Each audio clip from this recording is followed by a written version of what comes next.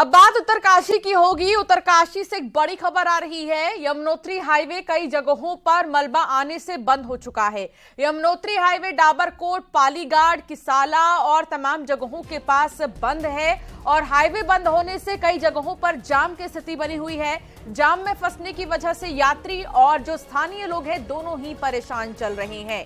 तो हाईवे के सीधा बंद हो जाने की वजह से जो तमाम पर्यटक हैं, तमाम जो श्रद्धालु हैं यहाँ पर आते हैं, यहाँ की वादियों में यहाँ की सुंदरता देखने, तो कोई यहाँ दर्शन करने जो पहुंचते हैं श्रद्धालु, दूर दूर से आस्था दिल में रखकर आते हैं, उनके लिए परेशानी का सबब अब यहाँ देखने को मिल रहा है।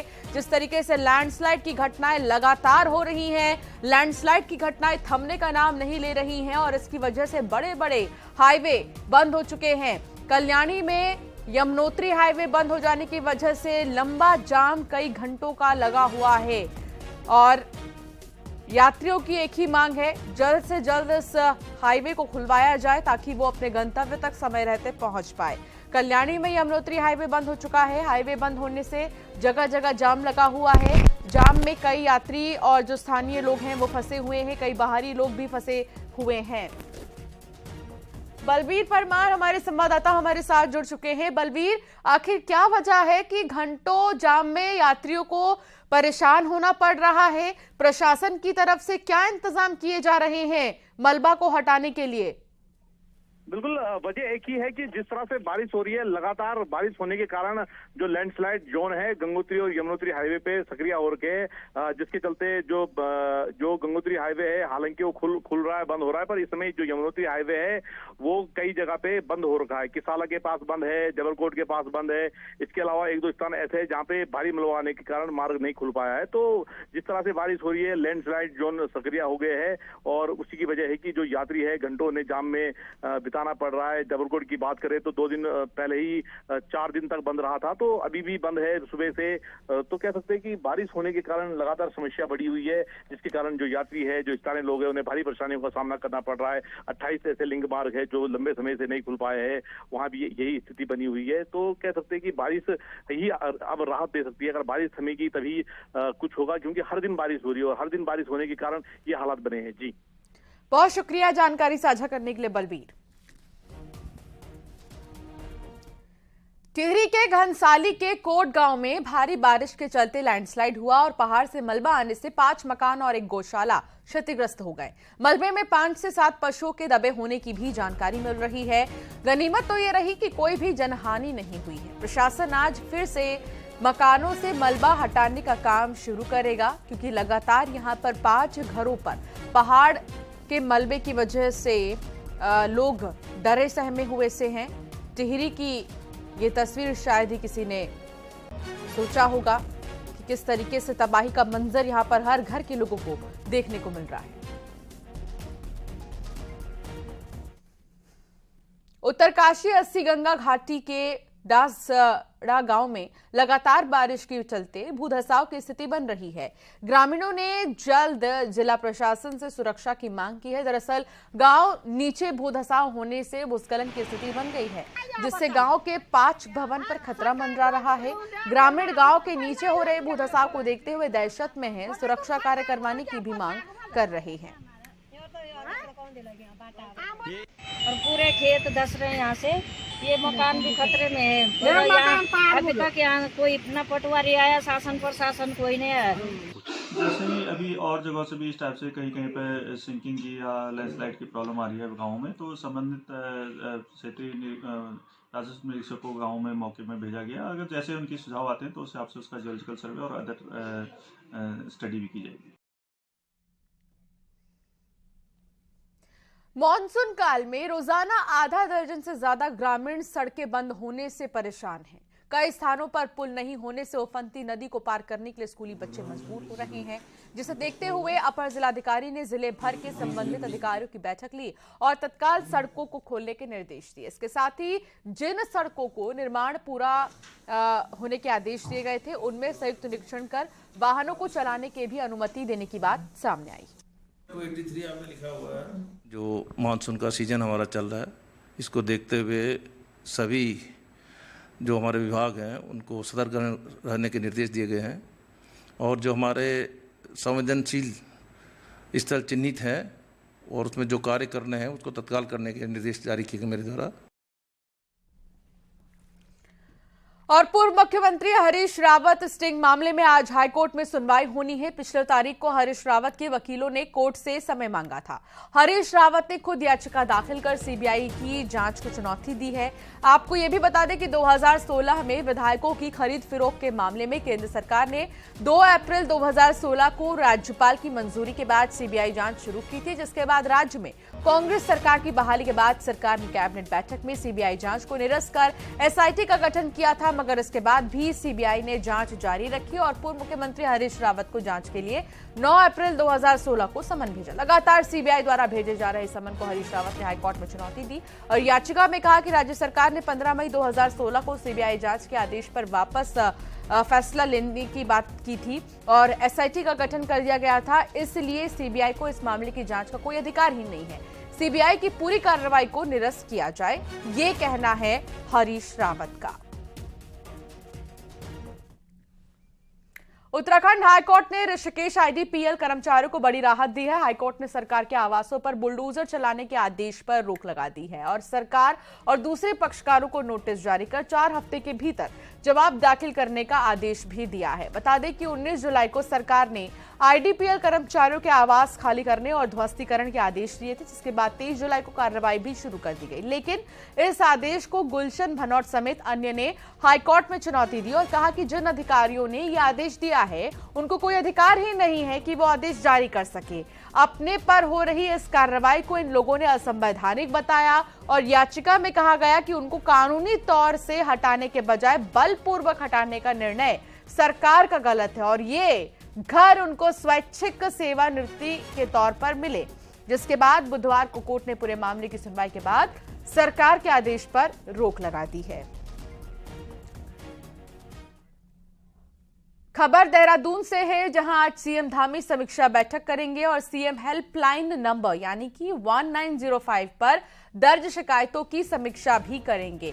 सचिवालय में 12:30 बजे ये समीक्षा बैठक होगी और इस बैठक में 1905 जो हेल्पलाइन नंबर है, इस पे दर्ज शिकायतों का निरीक्षण करेंगे। यानी अमूमन इस नंबर पर किस तरह की शिकायतें मिल रही हैं, किन चीजों को लेकर शिकायतें मिल रही हैं, उसका निरीक्षण आज पुष्कर सिंह धामी करेंगे और उन संबंधित विभागों से जवाब भी मांगेंगे। और बड़ी खबर यह कि देहरादून पहुंच चुका है नेपाली प्रतिनिधिमंडल। सीएम आवास पहुंचा है नेपाली प्रतिनिधिमंडल। कैंप ऑफिस में सीएम धामी से मुलाकात भी कर रहे हैं। तो सीएम आवास पर पहुंच चुका है नेपाली प्रतिनिधिमंडल और यहां पर मुलाकात होगी।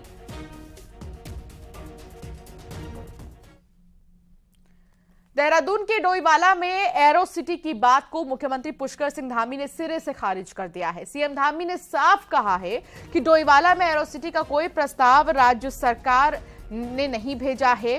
कुछ लोग बेवजह की राजनीति कर रहे हैं। मुख्यमंत्री ने इसके बाद कहा कि किसान और स्थानीय लोगों की मंजूरी के बिना कुछ भी नहीं होगा। क्या कुछ कहा पुष्कर सिंह धामी ने, आपको सुनाते हैं।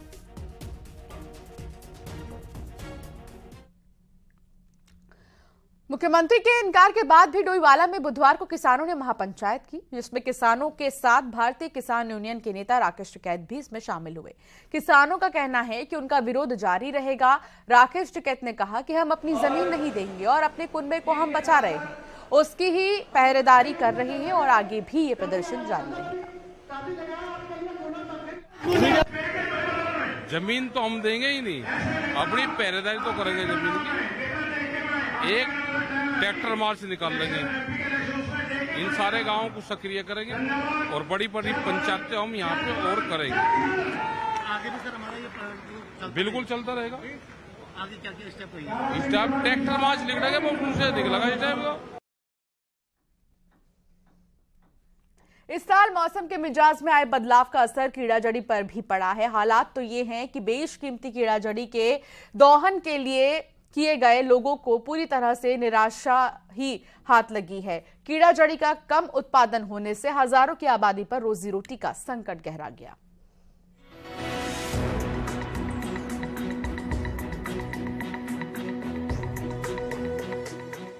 हिमालयन वियाग्रा के नाम से मशहूर कीड़ा जड़ी पर इस बार मौसम की भारी मार पड़ी है।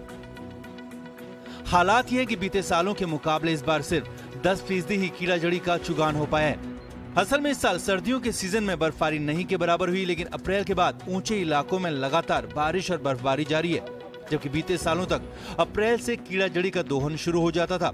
ऐसे में मौसम के बदले रुख की सबसे ज्यादा मार कीड़ा जड़ी पर पड़ी है। हालात ये कि ऊंचे बुग्यालों में महीनों गुजारने के बाद भी लोगों को 1 किलो कीड़ा जड़ी नसीब नहीं हो पाई। सबसे बड़ा रीज़न है कि देरी से बर्फबारी हुई और जिस समय कलेक्शन का टाइम होता है उस समय बर्फबारी हुई है, जिसके कारण लोग एक तो पहुंच नहीं पाए हैं, जा नहीं सके हैं, और दूसरा जो है कलेक्शन में जो ग्रो होनी थी जो यार्सा गब्बू की, वो प्रॉपर उस समय नहीं हो पाई है। 10,000 फीट से ज्यादा की ऊंचाई पर होने वाली कीड़ा जड़ी इंटरनेशनल मार्केट में 25 लाख रुपए किलो तक बिकती है। बीते सालों की बात करें तो 2019 में जहां 400 किलो कीड़ा जड़ी का दोहन हुआ, वहीं 2020 में 300 किलो। लेकिन इस बार लाख कोशिशों के बाद भी 30 किलो कीड़ा जड़ी नहीं मिल पाई है।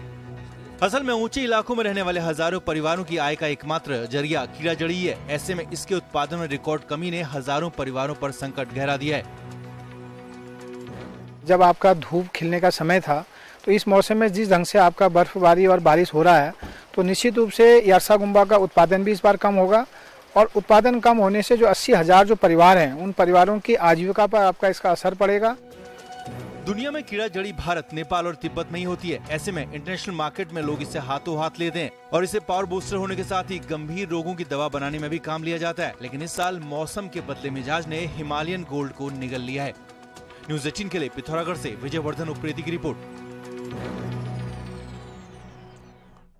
पीएम मोदी आज किसान सम्मान निधि की 14वीं किश्त जारी करेंगे। बीजेपी इसे मेगा इवेंट के तौर पर प्रोजेक्ट कर रही है।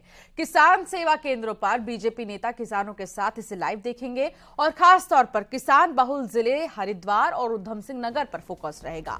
किसानों के साथ प्रोग्राम देखने के लिए नेताओं की बाकायदा लिस्ट बनाई गई है। इस मौके पर रासायनिक और जैविक खाद को लेकर भी बड़ी घोषणा की उम्मीद है, लिहाजा किसानों के बीच पैठ जमाने के लिए बीजेपी इसे बड़ा मौका मान रही है। सेवा केंद्र हैं प्रत्येक न्याय पंचायत केंद्र पर। उस दिन 27 को बड़े बड़े कार्यक्रम कम से कम 100-150 किसानों के साथ में कार्यक्रम किया जा रहा है। एलईडी लगाई जाएगी। प्रधानमंत्री जी पूरे देश के किसानों को संबोधित भी करेंगे और किसानों की योजना को लॉन्च भी। लोकल और वोकल की बात इन दिनों जोरों पर है, लेकिन उत्तराखंड का लोकल सेब इस नारे पर फिट नहीं बैठ रहा। हालात तो ऐसे हैं कि उत्तराखंड में लौकी, कद्दू और तरोई जैसी सब्जियों से भी सस्ता बिक रहा है सेब। इसी पर एक रिपोर्ट आपको दिखाते हैं। 100 रुपए का 1.25 किलो। कहाँ का सेब है? ये रामगढ़ का है। रामगढ़ का सेब। मेरे हाथ में जो सेब है वो 100 रुपए का 1.25 किलो है। वाकई ये हाल है उत्तराखंड की फ्रूट बेल्ट में पैदा हुए इस सेब का, जो मंडी तो पहुंच रहा है लेकिन ग्राहक इसके आसपास तक नहीं फटक रहा।